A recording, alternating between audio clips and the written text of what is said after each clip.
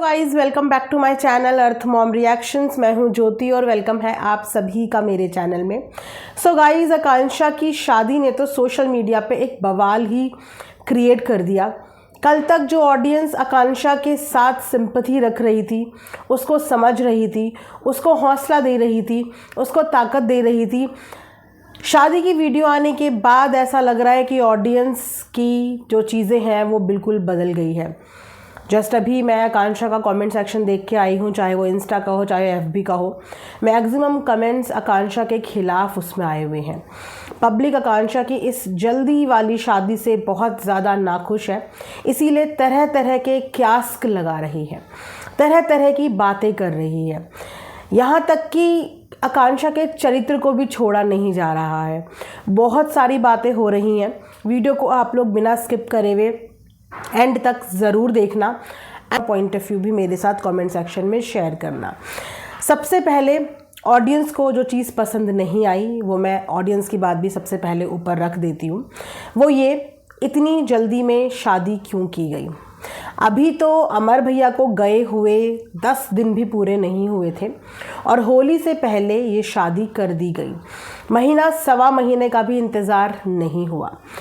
दूसरी नाराज़गी इस चीज़ से है कि आकांक्षा आखिर सोशल मीडिया पे चीज़ें बता क्यों नहीं रही है। सोशल मीडिया पे चीज़ें बताने के लिए आकांक्षा को वक्त चाहिए, लेकिन शादी करने के लिए आकांक्षा ने वक्त नहीं लिया। तीसरी जो सबसे बड़ी चीज़ है, जिसे देख के ऑडियंस की नाराज़गी और ज़्यादा तेज हो रही है, वो ये है कि आकांक्षा का एक व्लॉग भी बहुत तेज़ी से वायरल हो रहा है, जिस व्लॉग में आकांक्षा अजय भैया को राखी बांधती हुई नज़र आ रही है। ये तो आप सभी को पता ही था कि आकांक्षा उनको भैया ही बोलती थी, लेकिन शायद बहुत सारे सब्सक्राइबर को ये बात भी पता है कि आकांक्षा ने उनके साथ आज से 3 साल पहले राखी वाला व्लॉग भी बनाया था, जिस वक्त पे अमर भैया इस दुनिया में थे, बहुत खुशी से, क्योंकि आकांक्षा का मायका शादी के बाद छूट गया था, ये आप सब जानते ही हैं। और आज तक भी उसके मायके से कोई भी नहीं आ रहा है। पूरे रिश्ते नाते संबंध उसका मायके से टूट चुका है। तो उस वक्त पे अजय भैया ने, जिनके साथ अभी आकांक्षा की शादी कर दी गई है, जो रिश्ते में उनके जेठ लगते हैं, उनके साथ राखी वाला वीडियो बनाया था। तो राखी बांधने के बाद ये शादी, इसीलिए भी ऑडियंस आक्रोश में है और नाराज़ है कि आखिर सोशल मीडिया पे ये रीति रिवाजों के नाम पे चल क्या रहा है।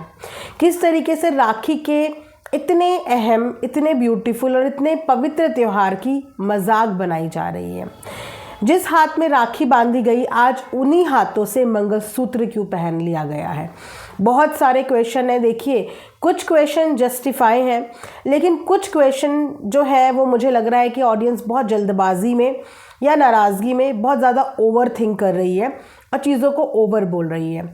अगर एक बार हम लोग आकांक्षा के पॉइंट ऑफ व्यू से सोचें तो आप लोगों को ये चीज़ें बिल्कुल क्लियर समझ में आएंगी। सबसे पहली बात कि उस पूरी शादी वाली वीडियो के दौरान आकांक्षा आपको सिर्फ एक स्तंभ की तरह नज़र आएगी। जैसे कहते हैं ना, किसी इंसान के अंदर जान ना हो, वो बस कठपुतली की तरह बिना किसी एक्सप्रेशन के चीज़ें कर रहा हो। यही एक्सप्रेशन आकांक्षा के उस वक्त है जिस वक्त पे उसके पति की पार्थिव शरीर को ले जाया जा रहा था। लोग रो रहे थे दहाड़े मार के, और आकांक्षा वहाँ पे अपने पति के पास बैठी हुई लोगों के चेहरे इस तरीके से देख रही थी जैसे कि उसे समझ ही नहीं आ रहा था कि ये हो क्या रहा है। और इतने दिनों से भी उसकी वीडियो में कुछ लोग उसको खुद बोल रहे हैं कि पगली जैसी लग रही है, दिमाग कहीं है, दिल कहीं है, कर कुछ रही है, बोल कुछ रही है, पागलों जैसी लग रही है। उसके बाद उसके दोस्त वहाँ पे आए, दोस्तों के साथ हाँ कुछ बोलती चालती हुई वो नज़र आई, एक नॉर्मल अंदाज में वो वहाँ पे दिखी, लेकिन शादी वाली वीडियो में भी वो बिल्कुल लॉस्ट नज़र आ रही थी।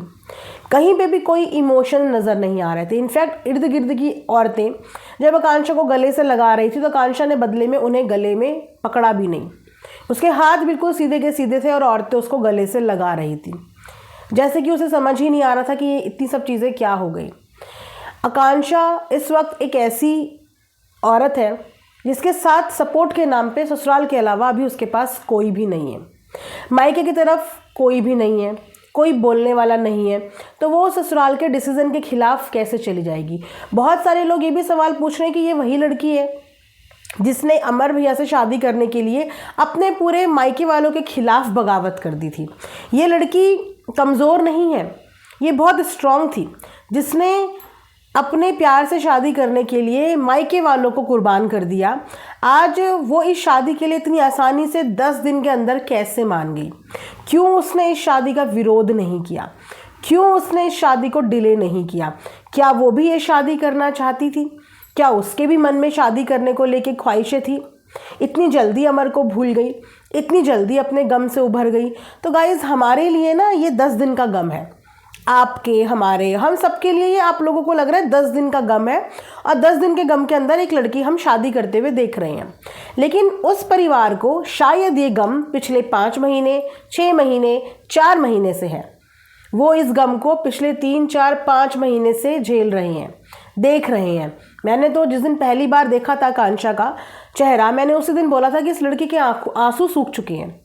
जो लड़की जरा जरा सी बात में रो देती थी, पति को बुखार हो जाए इसीलिए रो देती थी, मायके वालों की थोड़ी सी याद आ जाए इसीलिए रो देती थी, अब इस लड़की की आंखों में आंसू देखने को नहीं मिल रहे हैं। और ये तब होता है जब इंसान रो रो के बिल्कुल पक्का हो चुका हो कि अब मैं पत्थर हूँ, कितना भी मार लो मुझे तकलीफ़ नहीं होगी, मुझे दर्द नहीं होगा। ये एक इंसान के अंदर तब आती है ये फीलिंग्स, जिस तरीके से उसकी बॉडी लैंग्वेज थी। ये वहाँ पे अगर सब चीज़ें ससुराल वालों के अकॉर्डिंग ही हो, ऑब्वियसली उन्हीं के अकॉर्डिंग हो रही है, उससे कोई नहीं पूछ रहा होगा कि क्या करना है क्या नहीं करना है। सारे रीति रिवाज वो लोग अपने हिसाब से ही फॉलो कर रहे होंगे। तो वी नेवर नो कि उनके यहाँ ऐसे रीति रिवाज होंगे।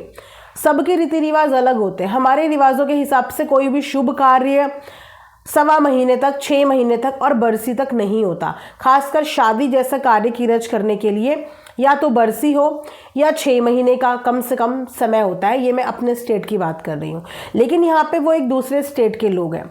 हो सकता है कि उनके यहाँ ऐसा कोई नियम हो जहाँ पे 10वें के बाद ये सब चीज़ें कर सकते हों। तो जल्दबाजी जो करी है वो आकांक्षा ने नहीं करी। किसी भी औरत को इस बात की जल्दबाजी नहीं होती गाइस कि अभी उसका पति इस दुनिया से गया है और वो 10 दिन के बाद शादी कर ले।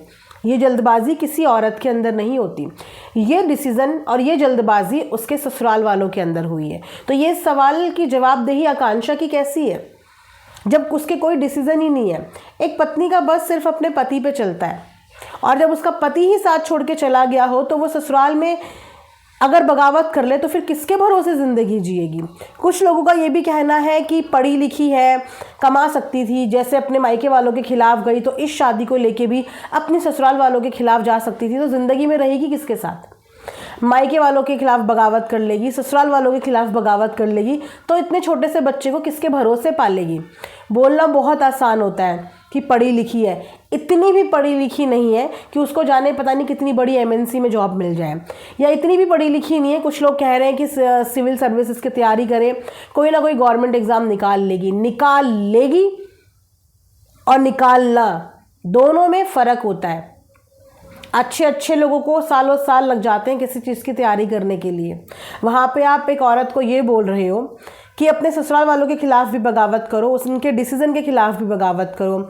आप लोगों को क्या लगता है कि क्या उसने अपना बात नहीं रखी होगी?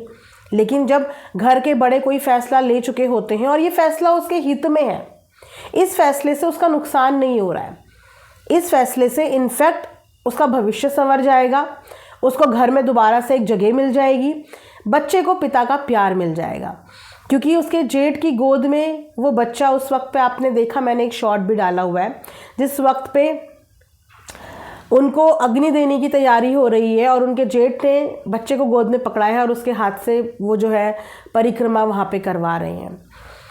उस बच्चे का भविष्य का सवाल था। शायद ये डिसीज़न घर वालों ने अच्छा लिया, वरना इतना आसान नहीं होता किसी माता पिता के लिए अपने बेटे की शादी अपनी ही दूसरे बेटे की विधवा से करा देना। आसान नहीं होता। 100 में ऐसे 10 लोग मिलते हैं जो ये डिसीज़न ले पाते हैं, जो कि अमर के माता पिता ने लिया।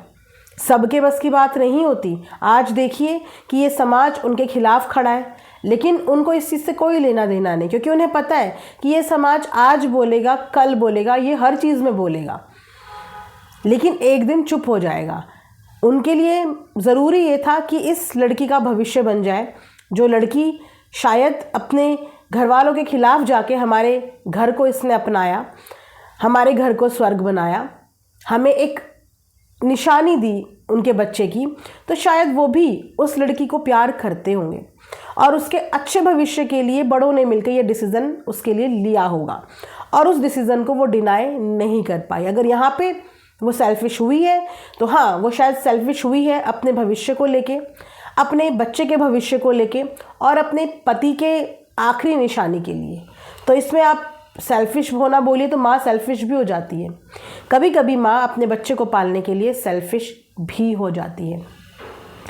इनफैक्ट हमें अप्रिशिएट करना चाहिए आकांक्षा के ससुराल वालों को, उनके जेठ जी को, कि उन्होंने हाथ थामा, उन्होंने उस बच्चे को अपनाया, उन्होंने अपने माता पिता के डिसीज़न के विरुद्ध वो नहीं गए।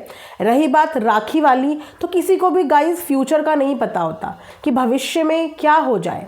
उन्होंने उस वक्त पे वो मूवमेंट ये सोच के मनाया कि आकांक्षा के पास भाई नहीं है तो अजय भैया भाई की भूमिका निभाएंगे, लेकिन उनको नहीं पता था कि भविष्य में क्या होने वाला है और भगवान क्या से क्या दिन दिखा देगा। उन्हें ये सब चीज़ें नहीं पता थी।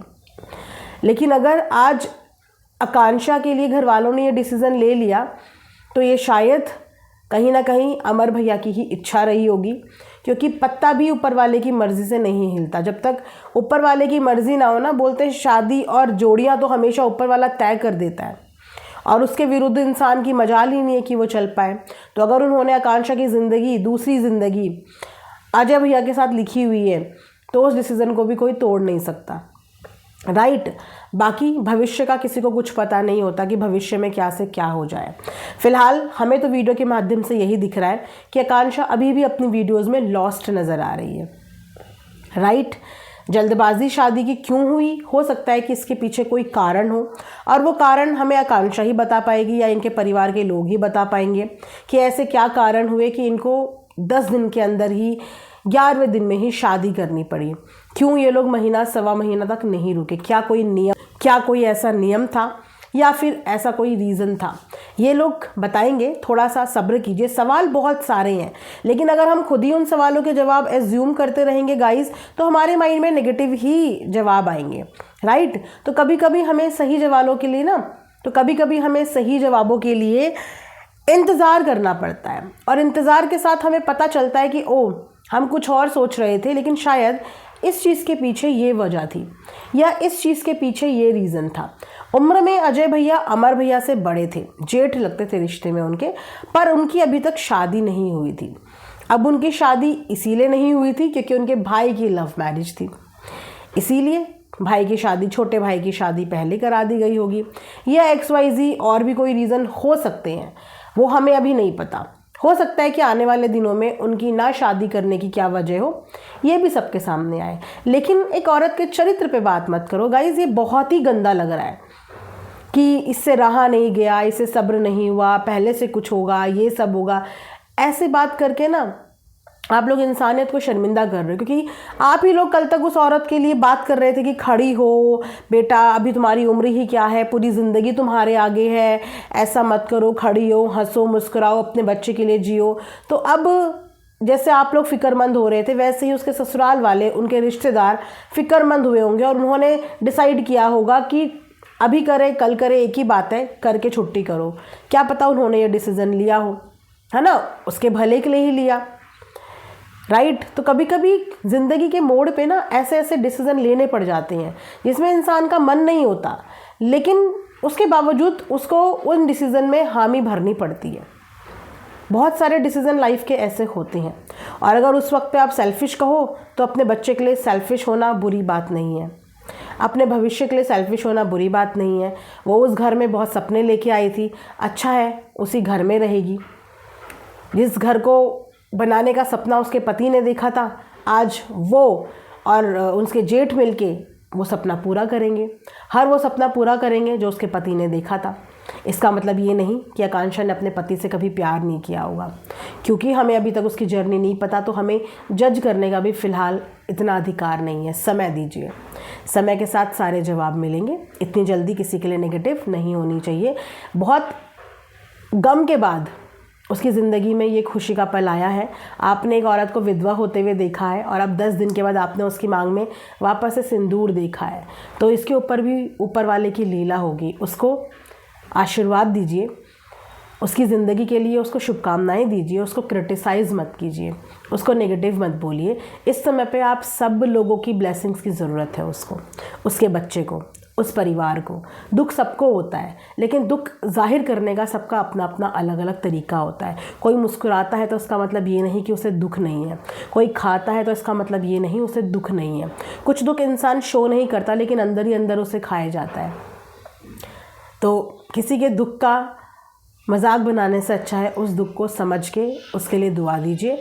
तो मेरी ही तरफ से आकांक्षा और अजय भैया को शादी की बहुत बहुत मुबारक हो। भगवान करे इनकी जोड़ी हमेशा सलामत रहे। घर परिवार में जो भी मिलजुल के इन लोगों ने सपने देखे, अमर भैया के वो सारे सपने ये लोग पूरे करें। उनकी आखिरी निशानी वो छोटा सा बच्चा, उसको एक अच्छा भविष्य दें, अच्छी ज़िंदगी दें। इसी के साथ ये वीडियो मैं यहाँ पे एंड करती हूँ। Thanks for watching Arth mom reactions. Bye bye, take care, love you all.